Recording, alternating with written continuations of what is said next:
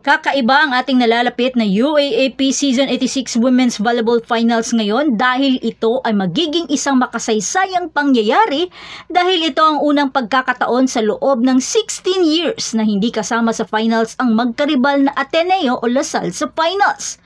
Diba? Kaya dito na natin masasabing bilog ang bola dahil talagang nag-iba na ang takbo ng kompetisyon ngayon.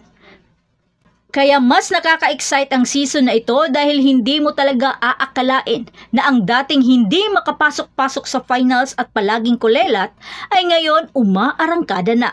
Kaya tara at ating alamin ang mga nangyaring pagbabago sa UAAP Season 86. Pero bago pa man ang lahat, kung hindi ka pa nakapag-subscribe, please like and subscribe at paki-spike na rin sa bell button para laging updated sa mga volleyball ganap.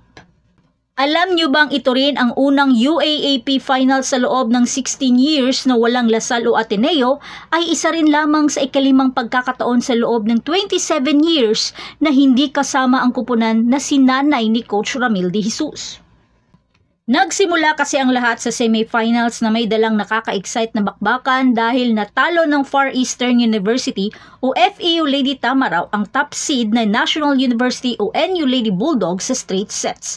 Dahil dito, magkakaroon ng rubber match upang malaman kung sino ang makakalaban ng University of Santo Tomas o UST Golden Tigresses sa finals. Sa kabilang banda, natalo ng UST ang Lasal sa isang matinding laban na umabot ng 5 sets. Kaya nakasiguro na sila ng kanilang pwesto sa championship round. Nasa bingit na ng kasaysayan ng FEU. Kung mananalo sila sa kanilang pangalawang laban kontra sa NU, makakapasok sila sa finals para sa unang pagkakataon sa halos 2 dekada.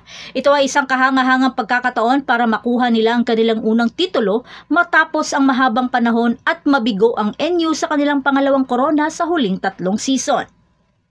Makakayanan kaya nilang malampasan ang kanilang 2 pagkakataon na manalo at maging kauna-unahang 4th seed na makarating sa championship round. Talagang isang nakaka-excite ito dahil kahit tayo ay namangha sa ginawa ng FEU at nasorpresa sa dala nilang lakas ng loob upang talunin ang NU. At syempre, mahalagang tandaan na sa taong ito, isang kakaibang pangyayari ang naganap dahil hindi nakapasok sa finals ang De La Salle Lady Spikers na sinanay ni Coach Ramil de Jesus. Ito ay ikalimang pagkakataon lamang sa loob ng nakaraang 27 years na hindi sila nakikipaglaban para sa kampyonato. Alam naman natin na matagal nang naghari ang De La Salle sa women's volleyball na may 12 titulo at 8 sa pagiging pangalawa sa huling mga taon. Sa kabilang dako, ang UST ay nagpakita naman ng bangis at kahangahangang paglalaro ngayong season. Naulit nila ang kanilang tagumpay sa Final Four laban sa dating kampyon na Lasal. Matapos ang 5 taon at sa ngayon may pagkakataon na silang makuha ang kampyonato.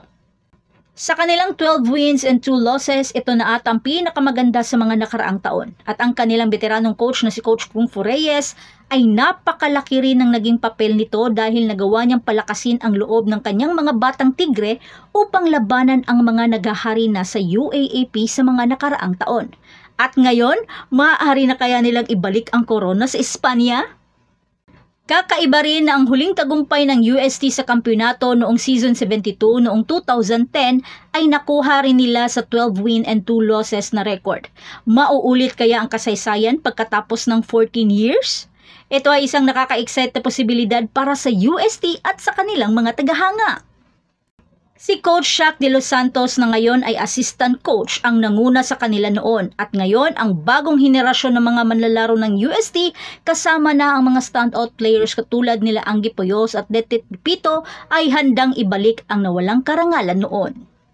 At sa huling bahagi, pag-usapan natin ang pagkawala ng Ateneo at Lasal sa finals. Napakabihira kasi sa UAAP Women's Volleyball na walang Ateneo o Lasal sa championship round. Ang huling pagkakataon na nangyari ito ay noong Season 70 sa year 2008 kung saan nagwagi ang FEU matapos ang isang kahangahangang comeback laban sa Adamson. At mula noon, pareho na ang Lasal at Ateneo na naging malalakas na kupunan sa finals kung saan ang Lasal ang kadalasang nagwawagi.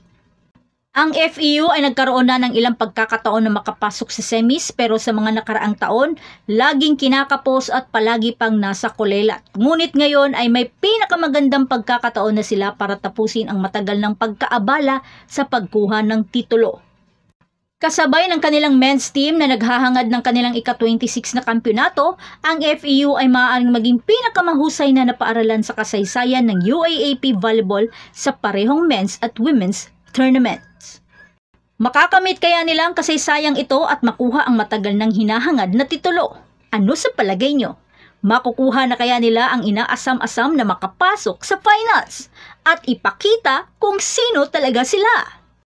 At iyan ang ating talakayan tungkol sa nalalapit na UAAP Season 86 Women's Volleyball Finals. Magiging isang matinding labanan ito sa pagitan ng FEU at UST kung saan parehong kupunan ay gutom sa kampyonato. Makakakita kaya tayo ng bagong kampyon o muling mababalik sa UST ang korona matapos ang 14 years? Kaya manatili sa ating channel para sa iba pang mga balita tungkol sa UAAP Women's Volleyball. Huwag kalimutan mag-like ng video na ito at mag-subscribe para sa mas marami pang mga volleyball ganap. Maraming salamat sa panonood at magkita-kita tayo sa susunod na video. Pero huwag ka munang umalis dahil pwede kang magkaroon ng 5% discount pag ginamit mo ang Joust Valley 77 code para magkaroon ng pop case customized phone case para sa paborito niyong player at team sa volleyball. Kaya, kuha ka na!